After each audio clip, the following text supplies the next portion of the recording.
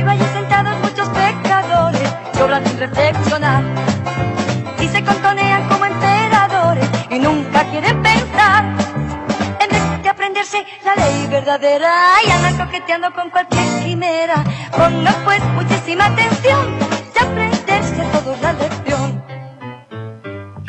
Bueno, ahora damos inicio a esta parte tan vital y tan importante. En un momento dado en la semana estuvimos en contacto con Juanfra y me decía, bueno, el cambio de trimestre y cambio de tema. Yo recuerdo que el tema anterior nos costó un poco a todos afrontarlo, ¿no es cierto? Nos da un plus. Y yo le respondía, ¿y qué plus, no? Estaba reflexionando y yendo un poquito hacia atrás sobre lo que David nos comentaba. Recuerdo que en varias oportunidades Pablo Armero hace una diferencia entre cristianismo y cristiandad. Y yo estoy de acuerdo con esa diferenciación. La cristiandad se ha quedado anclada en más de 2 milenios. Vivimos en el 2023, ¿no? 2023 años después de Cristo, y en la Semana Santa lo que se recuerda es a ese Jesús que fue perseguido, que fue sojuzgado, que fue condenado injustamente, que fue mortificado y que fue finalmente muerto. Me llamó la atención, eso lo conocí cuando llegué a España, una canción que Joan Manuel Serrat le puso música, una letra, creo que Joan Manuel Serrat le puso música, y dice, ¿quién me da una escalera para bajar al Jesús del madero? Como que se congeló el tiempo ahí, y estamos a 2 milenios de eso y mucho más, y todavía en Semana Santa la cristiandad, repito, ha quedado anclada en eso. Y de ahí que es vital, yo creo que es vital, y probablemente a nivel, siempre sabemos que hay consultores y en la escuela sabática es el resultado de analizar nuestra realidad, de la iglesia, del mundo, etcétera, y sacar el tema que crea más pertinente para nosotros repasarlo, el apocalipsis, la revelación del tiempo del fin. Porque realmente es así, nos hemos quedado anclados en el tiempo. Una victoria significativa de Satanás ha sido instalar en la sociedad la vida son 2 días. Cuando yo le hablo a alguien de la temporalidad de esta vida, me dice, mira, eso es muy intangible, suena bien, pero es intangible, yo prefiero lo que puedo tocar, lo que puedo ver, lo que puedo sentir, y la vida son 2 días. Eso ha sido una pequeña batalla que Satanás ha ganado, pero Dios tiene un pueblo, tiene un ejército, y nuestra tarea es desmontar esa mentira. Entonces es vital para nosotros entender el tiempo en que vivimos, es vital para nosotros entender el plan de Dios para este tiempo, y para eso nuestra mejor arma indudablemente es el Apocalipsis, que como bien decía Esther al principio, ha sido totalmente distorsionada. Ya les adelanto que yo no estoy muy de acuerdo con el título que le han dado a esta primera lección. Me parece insuficiente, pero bueno, vamos a desarrollar y después entre todos a ver si llegamos a un acuerdo al respecto. Vamos a dar paso al vídeo de la Escuela Sabática Live y luego ya entramos de lleno en el repaso de la lección de esta semana. Estamos en guerra. Hay un conflicto en el universo que se desarrolla a nuestro alrededor. Un drama intergaláctico similar a la Guerra de las Galaxias, pero mucho más intrigante y emocionante que la famosa saga cinematográfica.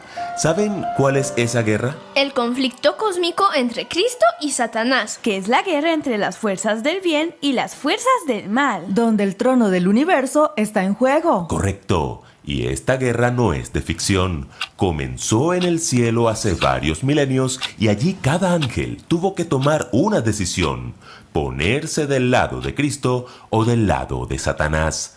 La fase final de este conflicto será aquí en la tierra, y al igual que en el cielo, cada persona tendrá que decidir por uno de los 2 bandos.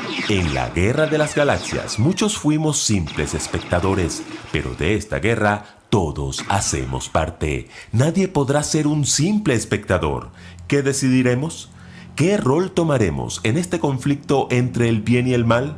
Como en toda guerra, antes de actuar, debemos estar bien informados. Por eso, Escuela Sabática Like presenta la serie 3 mensajes cósmicos. Lección 1.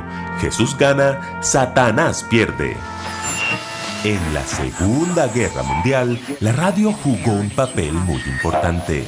Se usaba para mantener informados tanto a las tropas como a la población civil. Y por supuesto, también para infundirles moral, patriotismo y espíritu de sacrificio. Si estaban bien informados, se prepararían bien, tomarían buenas decisiones y reaccionarían oportunamente. Pero, ¿y si estaban mal informados?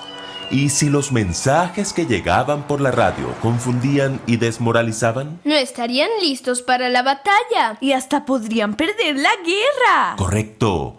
Hitler lo sabía. ¿Y saben lo que hizo? Inventó las radios negras. Montó en Francia 2 potentes emisoras de manera clandestina.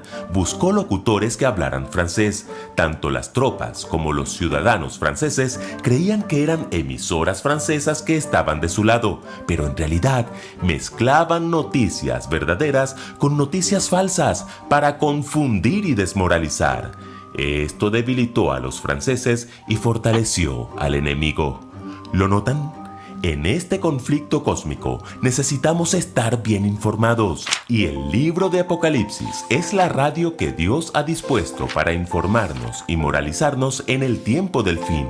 Pero el enemigo nos ha llenado de radios negras, mensajes errados del Apocalipsis que siembran confusión y desánimo. Es hora de sintonizar la emisora correcta, una que presente el Apocalipsis como un mensaje de amor y esperanza. En Apocalipsis 14, Dios nos da 3 mensajes de amor para salir victoriosos en esta batalla, los mensajes de los 3 ángeles.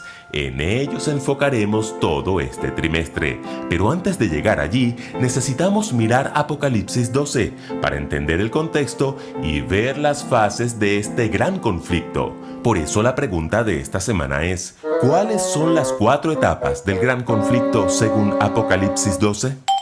Episodio 1. Comienza la guerra.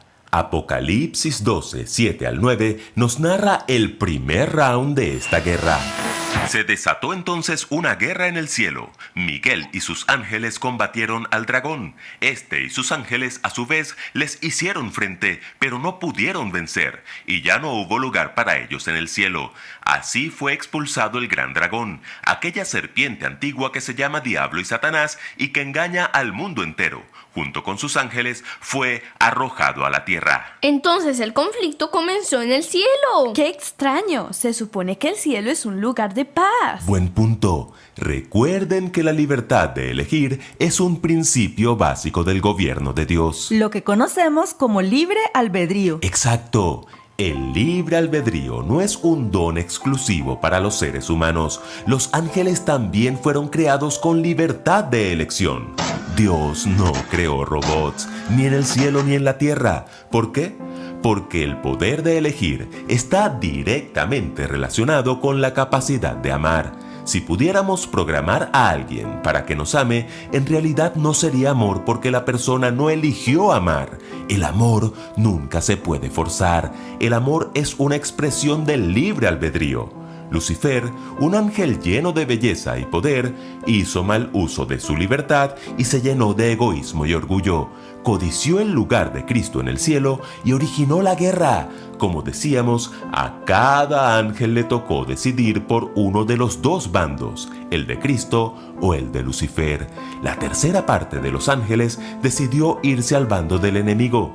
¿Saben cuál es la buena noticia? Que el pasaje nos dice que no pudieron vencer y que fueron expulsados del cielo. El primer round fue victoria para Cristo. Cristo nunca ha perdido ni perderá una batalla contra el diablo. ¿Y tú? ¿En qué bando decides estar? Episodio 2. Satanás contraataca. Durante todo el Antiguo Testamento, Satanás atacó al pueblo de Dios intentando impedir que naciera el Mesías. Esa fue otra batalla perdida del diablo. Pero cuando Cristo nació, Satanás contraatacó a aquel que no había podido vencer en el cielo. ¿Recuerdan esos ataques? Cuando niño usó a Herodes para mandar a matarlo. Y ya grande, usó a los líderes judíos para llevarlo a la cruz. Correcto. Apocalipsis 12, 4 y 5 narra así este segundo round. Cuando la mujer estaba a punto de dar a luz, el dragón se plantó delante de ella para devorar a su hijo tan pronto como naciera. Ella dio a luz un hijo varón que gobernará a todas las naciones con vara de hierro, pero su hijo fue arrebatado y llevado hasta Dios que está en su trono. Es importante que vayamos descifrando algunos símbolos del Apocalipsis para entender mejor el pasaje. La mujer es símbolo de la iglesia. El dragón es el mismo diablo. El hijo varón de la mujer es Jesús. Y la vara es un símbolo de dominio o gobierno. Una vara de hierro es símbolo de un gobierno inquebrantable, todopoderoso e invencible, lo que significa que ese hijo varón, Cristo Jesús, no sería derrotado. Pero este segundo round fue el más decisivo y dramático. Jesús fue colgado en una cruz. Parecía vencido y acabado, pero resucitó. El diablo es un enemigo derrotado. Cristo ha triunfado sobre él mediante su vida, su muerte y su resurrección. Y nosotros también podemos ser victoriosos. Pero oigan bien, aunque la victoria de Cristo sobre Satanás fue completa, el gran conflicto entre Cristo y Satanás aún no ha terminado. Episodio 3. Ataque al pueblo de Dios. Apocalipsis 12, 13 y 14 narra la reacción del diablo al verse derrotado.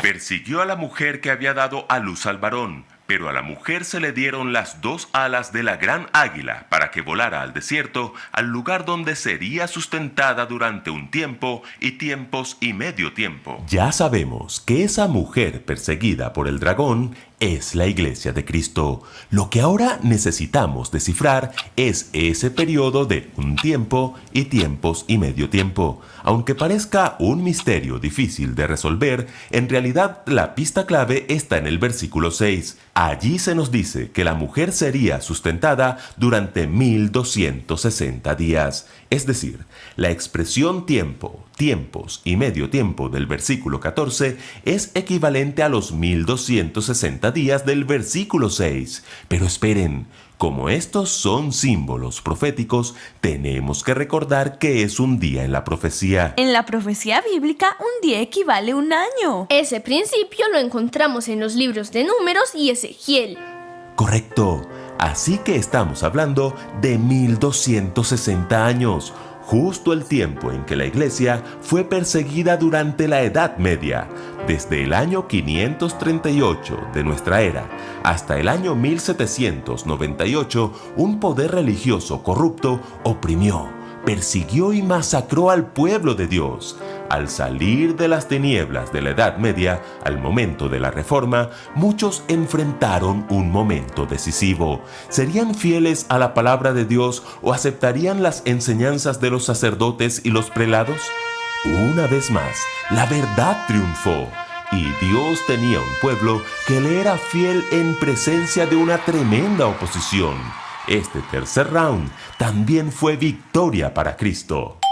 Episodio 4. Ataque al remanente. El cuarto y último round que narra Apocalipsis 12 es el ataque del diablo al pueblo de Dios en el tiempo del fin.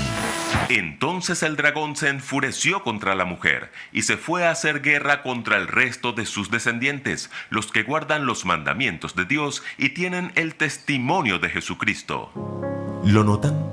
Dios tiene una iglesia en el tiempo del fin que guarda los 10 mandamientos, la ley perfecta y eterna, y el diablo salió a hacer guerra contra ella. Finalmente, instiga un decreto para que no puedan comprar ni vender y para que sean encarcelados y enfrenten la muerte. La pregunta central en esta batalla final es: ¿a quién seremos leales? Nuestro mundo se encamina hacia una gran crisis. Pero en Jesús nuestra victoria está asegurada, siempre y cuando permanezcamos conectados a Él mediante la fe, una fe que conduce a la obediencia a sus mandamientos.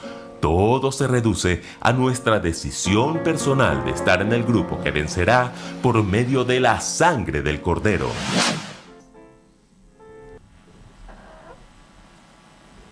Muy bien, pues aquí estamos, ¿no es cierto? Acabamos de ver este resumen con el que podemos estar totalmente de acuerdo, no matizarlo, etcétera. Yo siempre recuerdo que nosotros venimos de una iglesia que al principio, en los albores de su inicio, fue conocido como el pueblo del libro. Y ese reconocimiento era porque cada uno de los integrantes de ese pequeño pueblo, estudiaba personalmente la Biblia, como los bereanos. Con el tiempo, Satanás, en cierto modo, ha logrado que nos vayamos desviando de eso, ¿no? Y a veces asumimos, como yo siempre digo, esa actitud pasiva de sentarnos a escuchar quien predica y quedarnos con eso sin más. Pero no vamos luego a nuestra casa, yo no digo que todos, pero como que cuento mi experiencia, muchas veces llego a casa y doy por sentado eso, pero no me siento yo a escudriñar las escrituras de forma personal. Y estamos aquí, ¿no es cierto? Llegamos a este punto y en la lección, me refiero temporal, llegamos a esta parte de la historia de la humanidad y la lección nos lleva a un estudio para entender lo que estamos viviendo, lo que vamos a vivir. Y en la primera lección de este trimestre, como les decía yo, el título de Jesús gana, Satanás pierde, para mí es incompleto. Por otro lado, en lo personal, por lo que me han enseñado desde pequeño, por lo que he aprendido por mi cuenta, siempre con la ayuda del Espíritu Santo, por la ayuda también muchas veces, como bien decía José Antonio, necesitamos la ayuda de la teología, me parece que desvirtúa un poquito, aunque claro, hay que dejar que desarrolle. Yo no he visto el título, no he mirado el título de las demás lecciones, desvirtúa el tema central del Apocalipsis. Porque yo creo que el tema central del Apocalipsis no es una batalla en donde se refiere a que Jesús es el vencedor, que también, pero no ese es el centro. La revelación de Dios para su pueblo en los últimos tiempos nos abre un pantallazo y un panorama con un detalle no un poco importante. A Daniel, siglos antes, Dios le dio la revelación y le dijo: quédate con la parte que le compete a tu pueblo, pero el resto, guárdalo, déjalo para el tiempo del fin. Y luego Dios, cuando llegó el momento, pues utilizó a otro siervo suyo que fue Juan para abrir esa parte que había dejado cerrada en el libro de Daniel, sellada, ¿no es cierto? Y de repente nos encontramos con el aumento del conocimiento de la palabra de Dios como estaba profetizado. Pero vuelvo a repetir, para mí lo principal, lo fundamental de lo que nosotros vemos en la revelación en este libro llamado Apocalipsis, que significa justamente eso, revelación, no es que Jesús ha vencido a Satanás, que también, pero no es el centro. Porque ¿qué pintamos nosotros en todo esto? Si Jesús ha ganado una batalla en un cuerpo a cuerpo con Satanás, ¿qué pintamos nosotros? Y ahí está para mí la parte central. Ahí está para mí la parte, pero no digo más. Dejo abierto para vosotros una reflexión inicial y entramos de lleno en el repaso de la lección de esta semana. Esther. Yo a lo mejor empezaría, y coincido en principio con el planteamiento general que estás haciendo, vamos a ahondar, claro. Al final el título es un título muy gráfico y quizás yo a lo mejor no me siento muy cómoda en el tema de los rounds, ¿sabes? Así como si estuviéramos en un ring y estuviéramos aquí hablando de peleas y todo esto. Son visiones, ¿de acuerdo? Mira, yo esta semana pensaba, y me ocurre porque soy un personaje muy poco teológico, yo no tengo un perfil nada teológico, y agradezco infinitamente que haya gente a la que le encanta la teología y que por lo tanto pues nos ayude específicamente en asuntos como Daniel y Apocalipsis. Yo aquí me tengo que quedar como espectadora porque, una, no me apetece especialmente el análisis así teológico, y dos, pues porque creo que hay gente que lo hace fantásticamente bien y yo me acerco a la Biblia desde una perspectiva algo más social, algo más, ¿cómo te diría yo?, más orgánica, ¿de acuerdo? Cada uno de nosotros tenemos nuestro también perfil y nuestra forma de acercarnos al texto. Y es por ahí por donde yo entraría, ¿no? Creo, sinceramente, que habría que, para empezar, recordar que Apocalipsis significa revelación, ¿de acuerdo? Y que es una palabra que se utiliza en contextos que no tienen nada que ver con la Biblia. Es una palabra muy desvirtuada, es una palabra traducida en otros contextos, y me temo que hay muchos cristianos demasiado, comillas, apocalípticos. Y lo entrecomillo, porque hay mucha gente dando mensajes por ahí bastante aterradores, bastante preocupantes, bastante desasosegantes. Y yo, de hecho, hay gente a la que no la escucho cuando se pone a hablar de Daniel y Apocalipsis, con todo el cariño, ¿eh? Pero es verdad, porque me da mucho miedo. Quiero decir, porque el mensaje no solo no me ayuda, sino que me inquieta muchísimo. Pero, y termino esta primera aproximación, cuando yo me acerco a Apocalipsis con esta perspectiva, el mensaje es tranquilizador.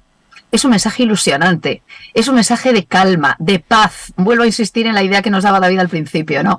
La paz resplandece. Un último apunte. Yo quiero estar en el bando ganador, no porque Jesús gane, no por aquello de ir a bando ganador. Yo es que no quiero al malo, yo no quiero ser del bando del malo. Es otra historia. Si yo me acerco al bando ganador y no es por amor, también me estoy equivocando. Pero bueno, esa es otra perspectiva al hilo, no sé, un poco de la lectura que podemos ver también de ese vídeo de la Escuela Sabática Live. José Antonio o David. Tírale tú. Si quiera, Venga, yo no sé si me escucháis, porque ahora mismo yo no me escucho. Te escuchamos de fondo, como si tuvieras el micro cerrado. Sí. Yo creo que Julián me sabotea. Ahí está, perfecto. Ahora. Perfecto. Bueno, entro por las puertas que me habéis ido dejando abiertas, ¿vale? El tema del título. Si el tema del título fuese para todo el trimestre, ese Jesús gana, Satanás pierde, sería pues muy simplista, ¿no? Pero yo creo que sí que marca, y haciendo un poco alusión al tema que David nos traía esta mañana en el primer pensamiento, sí que marca el estudio del todo el trimestre. A mí me parece muy bien que nos empecemos a estudiar el tema del mensaje de los tres ángeles y todo lo que conlleva, sabiendo quién gana y sabiendo quién pierde. ¿Por qué? Porque es muy didáctico, porque cuando tú lees una cosa con el filtro adecuado, con la graduación adecuada en tus gafas, el mensaje se hace más nítido, se hace más claro, incluso se hace inteligible, ¿eh? Entonces, lo que quiero decir con esto es que está bien que recordemos al principio quién va a ganar. Nos vamos a meter en ciertas harinas, nos vamos a meter en ciertas noticias que parecen desasosegantes, pero ojo, acuérdate de quién va a ganar, acuérdate cómo va a terminar esto, acuérdate que la recompensa que hay es grandísima. Así que, digamos, en este contexto yo creo que está bien recordarlo. Si nos quedásemos solo con eso, coincido con vosotros que sería una visión pobrísima. Pero verlo con ese filtro, todo el mensaje de Apocalipsis, ya no sería un mensaje aterrador como bien señalaba Esther, que parece que Apocalipsis ha quedado, ha cogido la acepción de los perdedores. Cuando nosotros hablamos de algo apocalíptico como algo malo, algo que va a ser terrible, evidentemente es el relato del perdedor, porque el relato del ganador es realmente glorioso. Apocalipsis nos habla de la victoria de Cristo. Apocalipsis nos habla del cumplimiento total de todas las promesas que están en la Biblia. Apocalipsis nos habla de una vida eterna. Apocalipsis nos habla de que ya no va a haber más dolor, ni más enfermedad, ni más lágrimas, y no va a haber más muerte. De eso nos habla Apocalipsis. Si nosotros nos fijamos en Apocalipsis, en la destrucción del mundo, en la destrucción de lo malo, y eso a nosotros nos da miedo, entonces tendremos que pensar que estamos leyendo o haciendo el relato del otro lado, no del lado del vencedor. Por eso es muy importante enlazarlo con lo que David nos dijo esta mañana. Recordemos que Jesús ya venció. Recordemos que Jesús en el Calvario ya zanjó todo este asunto y que aparte nos brinda esa salvación de forma gratuita. Es más, tanto que nos la brinda que no la tenemos que ni aceptar. Y me vais a decir, ¿pero cómo? ¿Cómo que no la tenemos que aceptar? Digamos que nosotros la perdemos y la rechazamos, porque recuerdo este texto, que hemos sido predestinados para salvación. Es decir, todos estamos llamados a salvación. Si no nos salvamos es porque vamos a rechazar esa salvación. Entonces, a partir de ahí, el mensaje de Apocalipsis tiene que ser un mensaje de optimismo, un mensaje de ver cómo los acontecimientos históricos nos están conduciendo a esos momentos finales. A esos momentos finales que son unos momentos de liberación. Y muchas veces, y haciendo mención a la escuela sabática cuando hablaba de las radios negras, muchas veces no seremos nosotros radios negras, no seremos nosotros infoxicadores, no seremos nosotros propagadores de bulos y de fake news con respecto a los acontecimientos finales. Ahí lo dejo. Lastimosamente Satanás tiene muchas radios negras hoy, ¿no? Sí, sí. Claro, es que las otras me preocupan menos porque quizás sean más claras.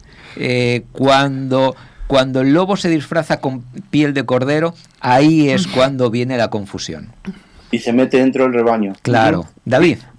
Bueno, pues yo el título lo veo bien. Jesús gana. ¿Qué mejor que otro ¿no? título quieres? Yo es el que quiero. Así es como llegué aquí, ¿sabes? Entonces, que ahora me cuenten otra cosa, pues, ¿sabes? Pero que lo que no vería normal, el título es claro y el título es tal cual. Lo que no sería normal es que después de conocer este título, es que seamos cristianos de brazos caídos, ¿no?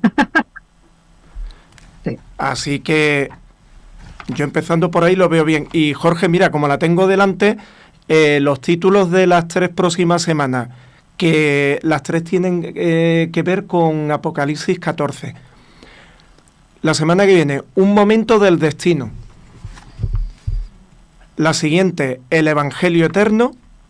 Y la tercera que continúa, teman a Dios y denle gloria.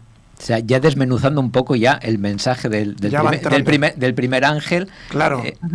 Pero la idea principal, y que es la que a mí, por ejemplo, la que me tienen que vender, es la de Jesús gana. Es que es la pura realidad. Ahora, bien, voy a incidir un poco más para que entendáis. Yo quiero el contexto general. ¿Es ese el mensaje central de Apocalipsis? Para mí no. No, es el filtro, Jorge, es el filtro. Claro. A eso iba yo, pero vamos a desmenuzar esto para ver un poco y luego sí, ya aclaramos todo, ¿no? Fíjense ustedes que en el último libro, el último libro escrito, ¿no es cierto? El último libro dado por Dios y más todavía ya en un plan de revelación, que ya no necesita, ¿no? Que está todo dado ahí, está todo dado. Ahora, y Jesús dijo, bueno, lean a Daniel y van a entender todo, pues Dios a través del Espíritu Santo empieza en 1844 esta tarea y resalta, que para mí eso es lo fundamental y que se amplía en la revelación, resalta una verdad que estuvo totalmente olvidada prácticamente, ¿no? Prácticamente, pero no totalmente olvidada. Y el Apocalipsis nos dice, como el último libro, nos revela cómo se inició este conflicto, porque estamos hablando de guerra, de batalla, pues hablemos de dónde se originó esto, ¿no es cierto? Y llamativamente, en el último libro, hace un panorama hacia atrás y nos lleva al principio del conflicto. Y es lo que nosotros vemos en los primeros versículos del capítulo 12 de Apocalipsis. Entonces, mi pregunta, ¿cuál es o cuál era el objetivo de la deidad al enfrentar a Satanás en el conflicto? ¿Qué es lo que desató este conflicto? ¿Y qué se desarrolló? ¿Qué estuvo en juego? Es decir, que por eso decía yo que eso nos lleva necesariamente al principalísimo tema de lo que está revelado en Apocalipsis. ¿Qué es lo que pasó con el origen, ¿no es cierto? En el origen de este conflicto. ¿Por qué esto surge? Yo no digo que expliquemos, como bien lo dice el título, el misterio del inicio del pecado, de la iniquidad. Es un misterio. Dios nos ha dejado claramente revelado que lo que está en la Biblia es para nosotros. Y hay misterios que nosotros tenemos que esperar, y en su momento yo creo que Dios nos explicará. Entenderemos todo cuando pasemos a la etapa definitiva, la traslación a ese mundo atemporal, que es el que quiso desde el inicio Jesús, Dios, o la deidad, mejor dicho, para nosotros. Entonces, ¿cómo se inició? Bueno, repasemos, hagamos un resumen de cómo vosotros lo veis y qué habéis comprendido y qué os queda de todo esto con respecto al inicio del conflicto, este gran conflicto. Pues que efectivamente hay una batalla, efectivamente hay una guerra. Había cierta discusión en el chat de YouTube de nuestro programa, que por qué se le llamaba guerra, que no se le debería llamar guerra. Bueno, la nomenclatura nosotros la cogemos directamente de la Biblia. La Biblia directamente le llama así, le llama guerra, le llama batalla, le llama conflicto, le llama de varias maneras en varios versículos diferentes. Una guerra no tiene por qué tener, digamos, nos asusta llamarlo de esa forma, pero no era una guerra a cañonazos, una guerra de ideas, una guerra de manera de entender el gobierno del universo, un conflicto comenzado por un usurpador, el que quería ponerse en lugar de. No olvidemos eso. Y fue una batalla también, o sea, no quiero decir física, pero sí que con consecuencias físicas. De hecho, esas consecuencias físicas fue que una parte de los habitantes del cielo dejaron de habitar en el cielo. Imaginaos si han tenido unas consecuencias físicas. Está claro que enfrentamiento hay. ¿Verdad? Hay un enfrentamiento. Ese enfrentamiento no lo propició Dios. Ese enfrentamiento no era lo deseado por Dios, pero Dios no pudo tolerar esta sublevación, por decirlo de alguna manera, porque si no, bueno, pues lo que tenemos hoy en el mundo sería lo que imperase en todo el universo. Toda la obra de amor, toda la obra de perfección, toda la obra de armonía que Dios creó en el universo se hubiese visto manchada, pervertida, y bueno, y hoy en día sabemos que estamos aquí porque aún Dios, sus ángeles están sujetando los vientos de las cuatro esquinas, porque si no, ya ni estaríamos. Quiero decir, el pecado nos conduce a la muerte, y como Dios es vida y como Dios es amor, no tuvo otra alternativa que parar esto, y pararlo de una forma que a veces a nosotros nos sorprende y que a veces a nosotros nos enfada. ¿Y por qué digo esto?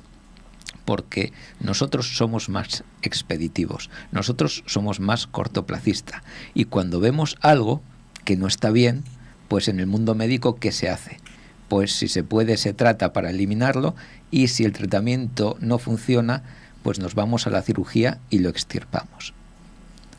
Y Dios hizo lo contrario a un tratamiento médico habitual, que es dejar que el tumor se desarrollase, para que viésemos todas sus consecuencias. O sea, todo lo que está pasando en esta guerra, todo lo que está pasando es, por parte del bando de Dios, es una obra de amor hacia todas sus criaturas, para que se llegue a la comprensión completa del mal y estemos vacunados ya por siempre. Y es difícil pensar que estamos pasando por todas estas cosas, pero tienen un fondo detrás. O sea, que sí que hay guerra, sí que hay alguien que la comienza, que no es Dios, y que esta batalla se podía haber acabado en el segundo número 1, claro que sí. Claro que se podía haber acabado en el segundo. Lo que pasa es que si se hubiera acabado en el minuto número 1, estaría efectivamente dándole la razón al gran mentiroso. Y se reproduciría otra vez, porque no se ha visto las consecuencias de todo ese desarrollo malvado. Hombre, la lección nos recuerda la cuestión del libre albedrío. Hemos sido creados libres, ¿sí? Libres de decidir, libres de pensar. Satanás, evidentemente, fue libre también de, primero, querer cumplir una función que no le correspondía y, para ello, además, empezar a mentir. Sus mentiras duran hasta hoy y parte de las grandes mentiras tienen que ver con el básico, que es desdibujar el carácter de Dios.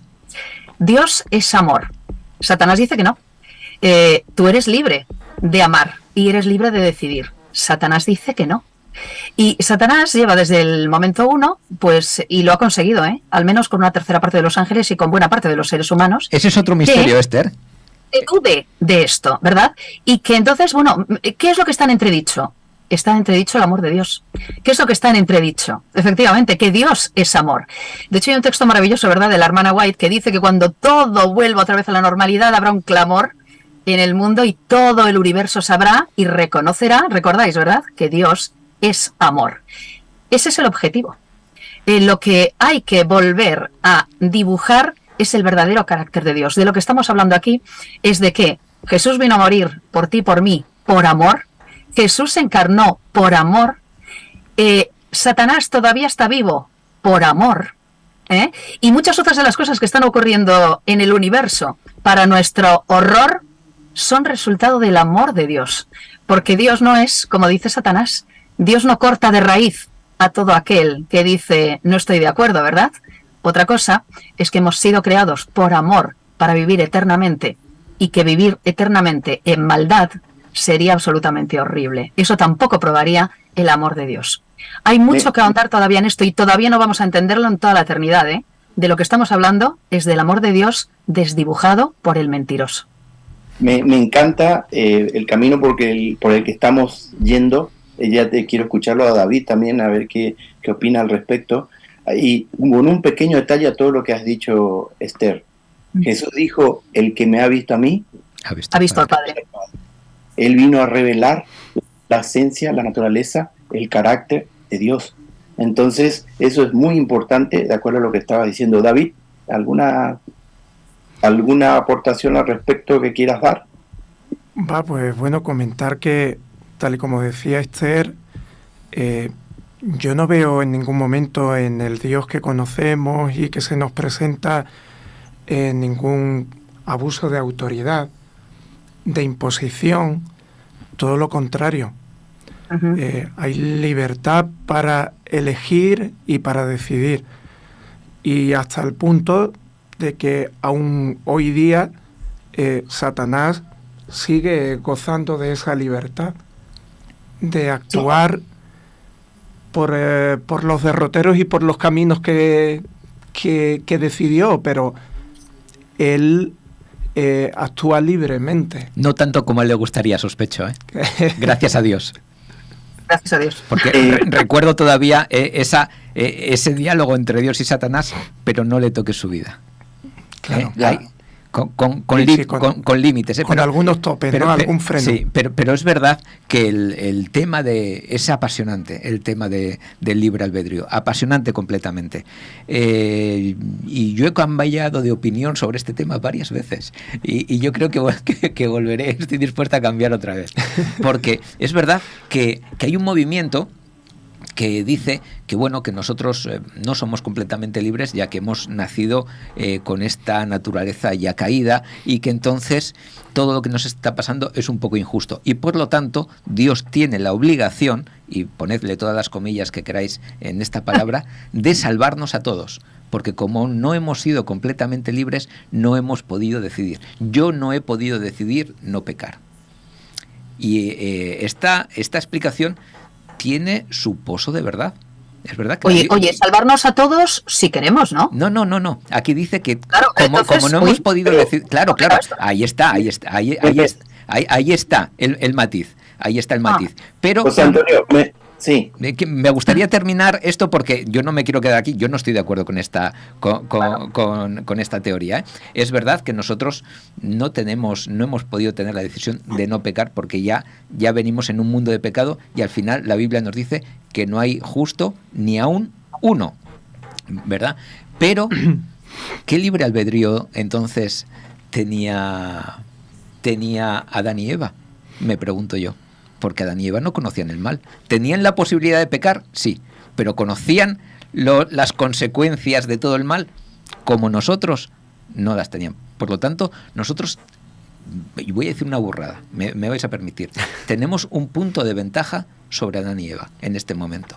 Nosotros conocemos al malo con ya sin ningún tipo de máscara. No es la serpiente enrollada en ese árbol, no es ese animal perfecto, espectacular, que incluso hablaba. Le hemos visto desprovisto de esa máscara y hemos visto las consecuencias de todo el dolor, de toda la muerte, de toda la perversión, de todo el pecado que arrostramos durante 6.000 años, que tampoco es tanto tiempo, Y tenemos, por otro lado, como bien decía Jorge, el ejemplo de Jesús que vino a mostrar el carácter al Padre. Tenemos las dos opciones para escoger. Por lo tanto, el problema del pecado, ese que decir, bueno, es que yo nunca he podido escoger no pecar, pero sí puedo escoger que Cristo sea el que limpie mi pecado. O sea que el tema del pecado ya a mí ya no me detiene, a mí ya no sirve de excusa, porque tengo a Cristo que murió por mí y me dice, José Antonio, no te preocupes de tu naturaleza caída, no te preocupes de tu pecado, no te preocupes de tu pasado, y te voy a decir más, no te preocupes de tus caídas futuras, porque yo estoy aquí, porque yo he muerto por ti. Pero José Antonio... Bueno, has llegado... Perdón, compañero, a mí me preocupa una cosa, y es el horario. No sé cuándo nos van a decir que empieza el sermón y tenemos que cortar esto aquí. Yo simplemente quería, a esto último que ha dicho José Antonio, para mí ahí llega el meollo de la revelación de Dios. Finalmente, hablamos y nos hemos quedado, yo creo que nos vamos a quedar con cosas sin desarrollar en profundidad, pero hablamos de una guerra que ha tenido varias batallas, ¿no? Empezó en el cielo y luego Satanás le llevó a la tierra. ¿Por qué? Porque Dios tenía un plan A basado en el amor. El hombre decidió dejarlo de lado. Entonces Dios tuvo que echar mano del plan B. Y el plan B es el que está discurriendo hasta ahora, y por algo Satanás ha tratado de derribarlo. Porque ¿a dónde apunta el plan B? Finalmente yo siempre digo, ¿no? La Biblia nos relata la historia del hombre, cómo se originó todo, su salida del Edén y luego el plan de Dios para volverlo a llevar al Edén. Entonces, en ese medio, el Apocalipsis nos revela las diferentes etapas de esta guerra. Sabemos nosotros que qué verdad estuvo prácticamente desaparecida durante no solo esos 1260 años, sino hasta 1844, que sabemos que el global de la profecía de los 2300 años, que como luego Elena White dice, después de eso ya no hay profecía de tiempo. Es decir, algo ocurrió vital ahí, ¿no es cierto? En 1844. Los pioneros entendieron que Jesús venía, se dieron cuenta que no. Cumpliendo con lo que Apocalipsis decía,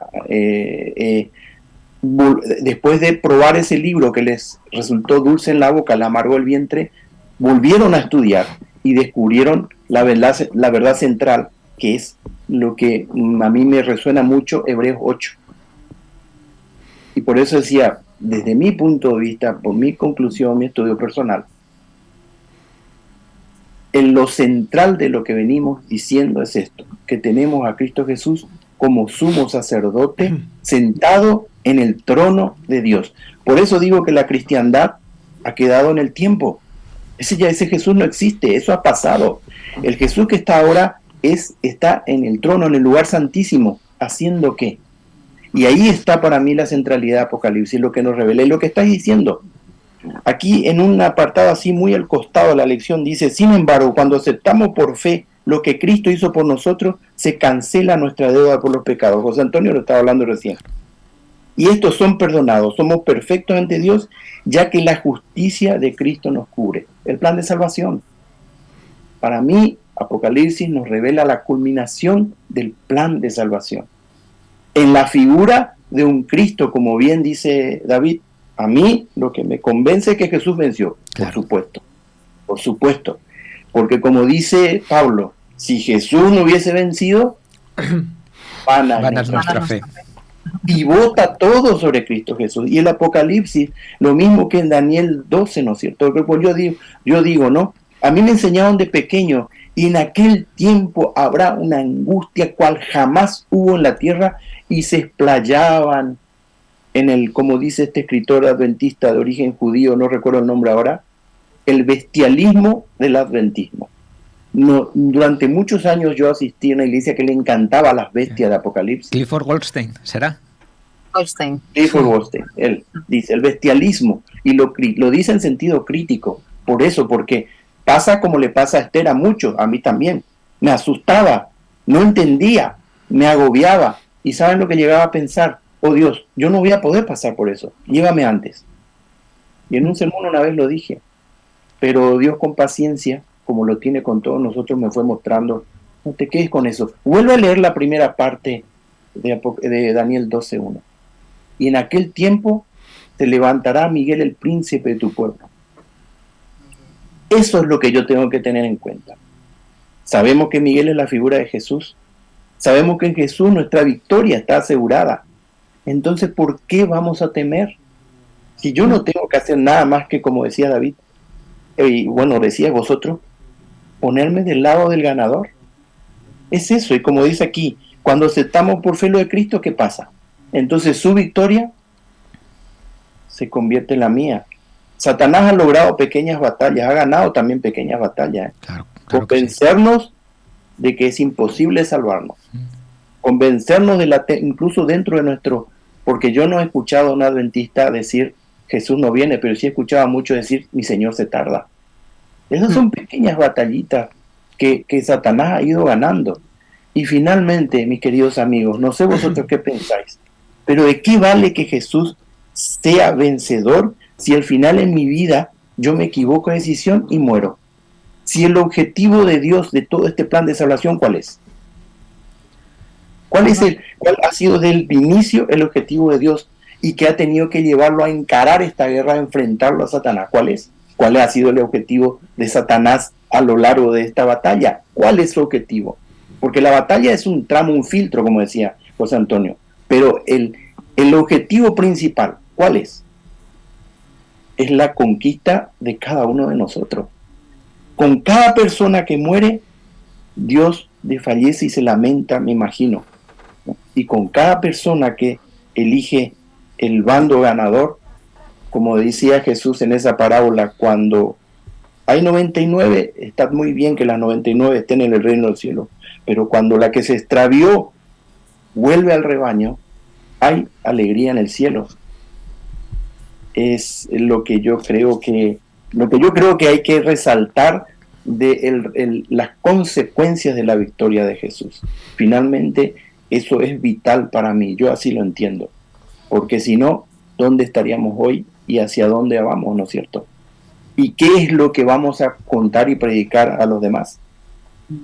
No sé, yo creo que a manera, porque supongo que en cualquier momento nos dicen que tenemos que ir al sermón, a manera de cierre y resumen, cada uno de vosotros podéis ir dando ya su pincelazo final con respecto al resumen de esta introducción, estoy de acuerdo, al libro de Apocalipsis en esta primera lección del trimestre. David, tú te habías quedado con la No, palabra yo en la quería boca. comentar un par de cositas muy rápido. Con respecto a lo que tú comentabas de quien piensa y comenta que no hemos tenido la libertad de porque hemos nacido en pecado y tal. Yo creo que eso es como respuesta a justificarse el no afrontar el compromiso de abrir la puerta a Cristo y de decir, dame la oportunidad de cambiar. Es simplemente eso. Quizás todo el que piensa así es porque pensaría que si no estuviese de esa manera, no tendría la necesidad de adoptar ese compromiso y de dar ese paso. Eso por una parte. Y por otra parte, con todo lo que estaba comentando Jorge, decir que Cristo sí es el vencedor, es el ganador, Satanás pierde, pero ojo, que como bien decía él, Satanás se quiere llevar por delante todo lo que se menea. Y es un gran estratega, porque primeramente, ¿qué hacía con el cristiano y con el seguidor de Cristo? Perseguirlo. Vio que eso no le funcionaba y ¿qué es lo que hace ahora? Darnos ocupación, darnos... Adormecerlo, en vez de claro, perseguirlo, ¿no? Te voy a desviar de tu meta, te voy a desviar de tu galardón. ¿De qué manera? Voy a ponerte delante otros atractivos que puedan llamarte más la atención, que puedan ocupar más tu objetivo a corto plazo, porque si caemos ahí, el objetivo a largo plazo obviamente lo vamos a perder. Totalmente.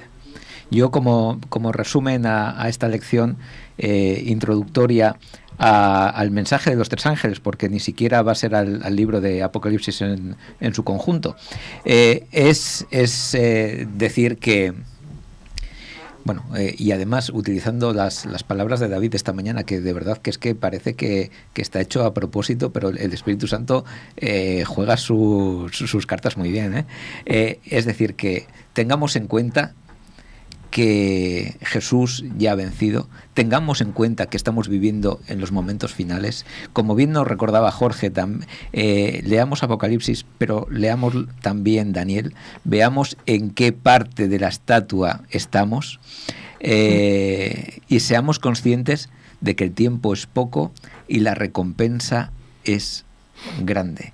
Y teniendo eso en perspectiva, lo que venga será bienvenido, o tendría que ser bienvenido.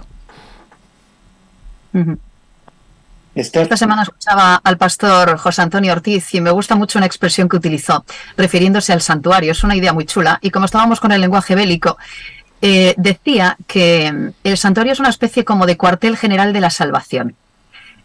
Haríamos bien en acercarnos al santuario otra vez, ¿no?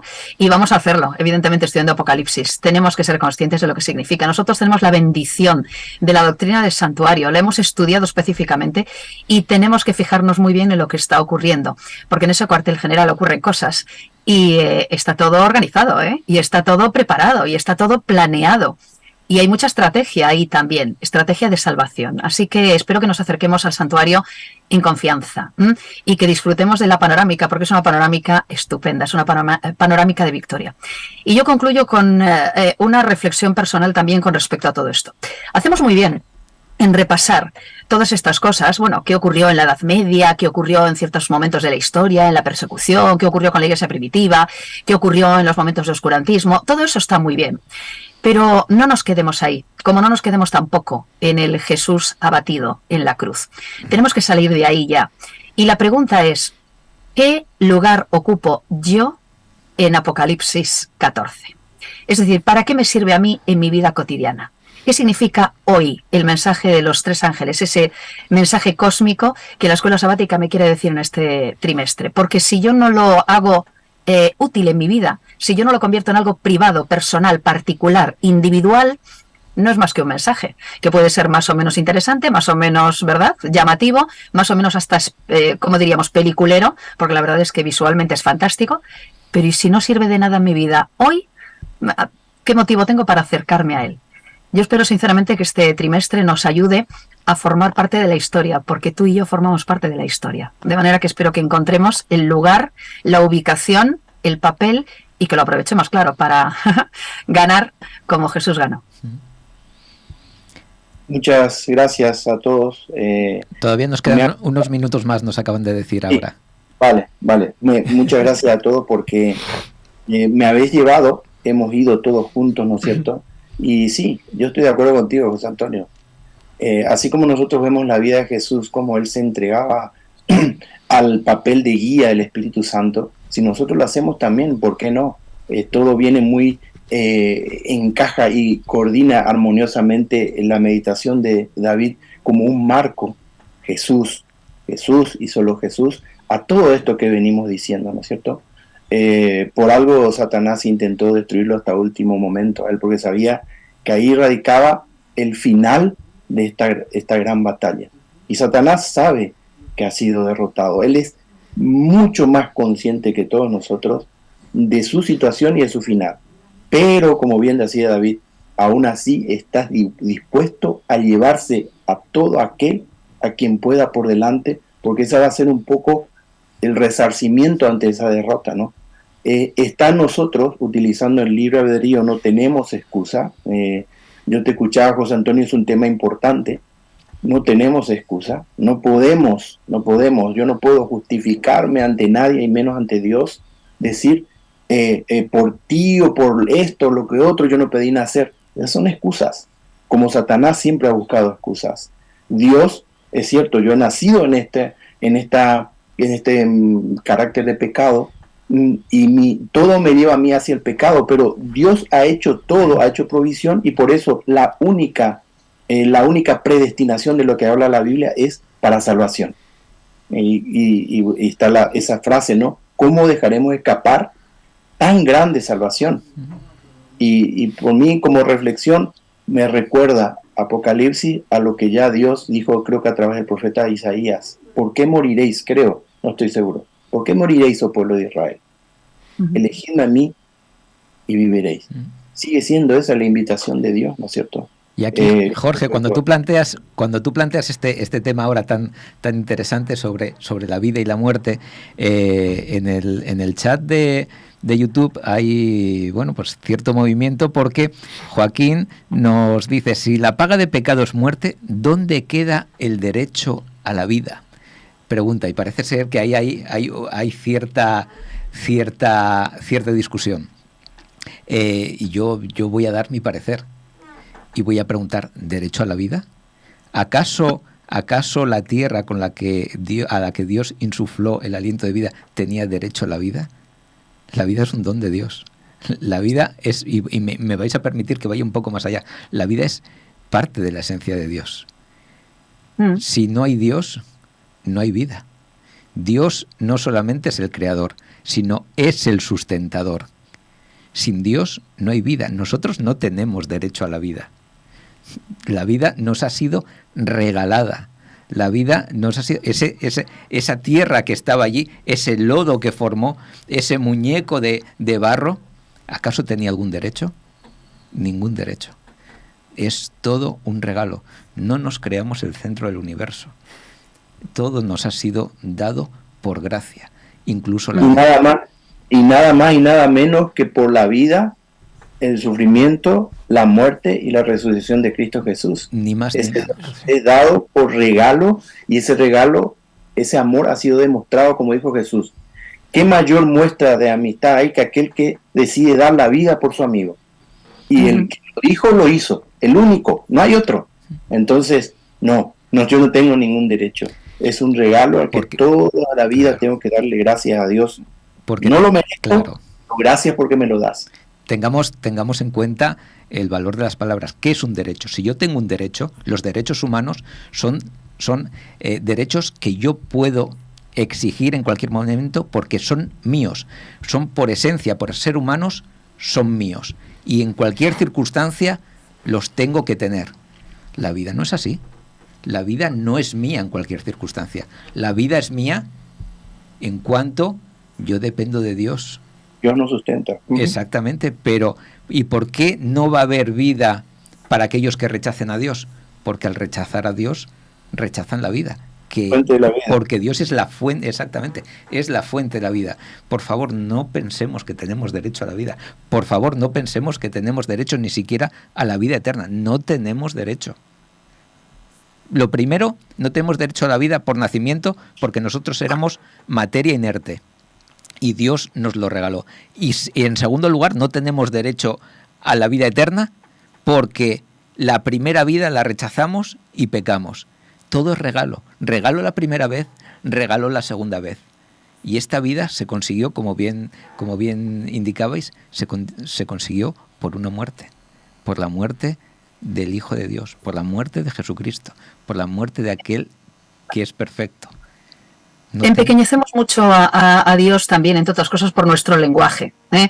Y es verdad, por ejemplo, que una declaración de los derechos humanos surge en un mundo ya caído, ¿de acuerdo? Entonces, bueno, verbalizamos ese tipo de cosas, pues porque como vivimos en un mundo injusto, lleno de pecadores, lleno de maldad y con Satanás haciendo lo que le apetece, pues claro, evidentemente tenemos que reconducir algunas cosas que son súper obvias para intentar que esto no sea todavía más calamitoso, porque la verdad es que es una calamidad, es algo horroroso. Pero claro, cuidado con el planteamiento humano y cuidado con cómo nos organizamos a veces entre los seres humanos para que esto no sea todavía peor y que confundamos otra vez lo del carácter de Dios, que está muy por encima, evidentemente, de 4 planteamientos que podamos hacer los humanos. Pero sabéis también al hilo de esto, pensaba yo que es una idea paralela, ¿no?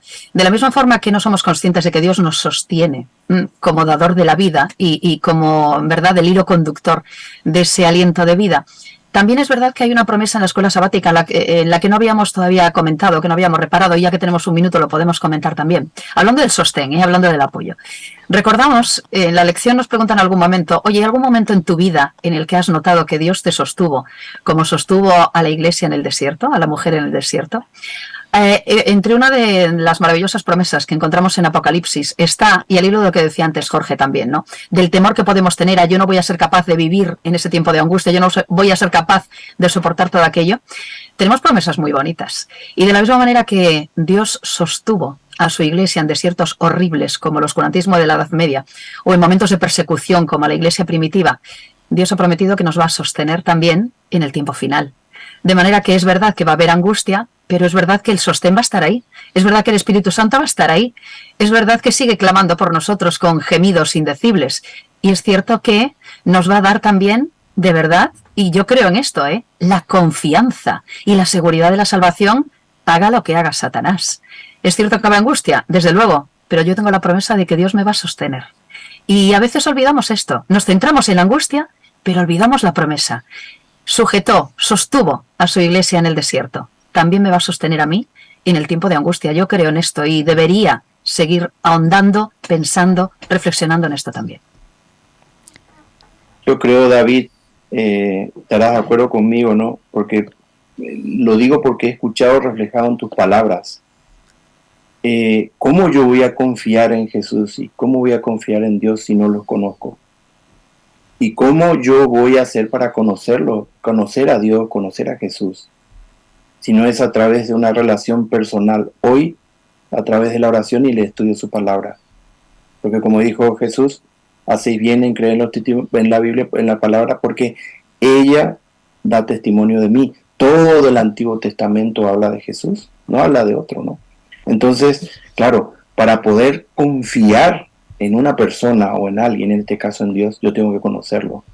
Y conocerlo es tener una relación viva, por eso es importante lo que decía David hace un rato, que Satanás hoy logra pequeños triunfos distrayéndonos, dándonos un montón de pequeños ídolos que nos hacen apartar, oponer, interponer entre Dios y nosotros nuestra vista, esos ídolos, y nos desvían del blanco de la carrera de nuestro objetivo final, ¿no es cierto? Y en eso es que tenemos que nosotros pedirle al Espíritu Santo estar alerta, porque a veces no nos damos cuenta. Es tan sutil, ya Satanás no es tan evidente y obvio como en la antigüedad, ha cambiado, ha ido puliendo su técnica, y es tan sutil que a veces yo he visto incluso, como creo que José Antonio lo mencionaba, los medios ser convertidos en un fin, y al desvirtuarlos se convierte en un ancla para mi vida espiritual y me separa de Dios, incluso dentro de la propia iglesia, o sea, dentro de mis creencias y mi vida de relación con Dios y con mis hermanos en lo religioso. Muchas veces, si yo cambio un medio y lo convierto en un fin, se convierte en un ídolo y me separa del único objetivo, del único que tiene que tener nuestra visión permanente, que es Cristo Jesús.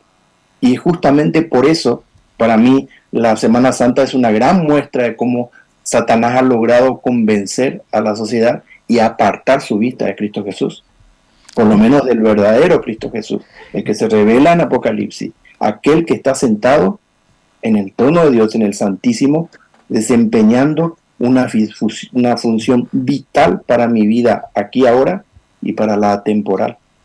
Ya teníamos ganas de entrar en estos temas, ya teníamos ganas de volver a temas más, no sé. Un materialista. Vamos a decir más.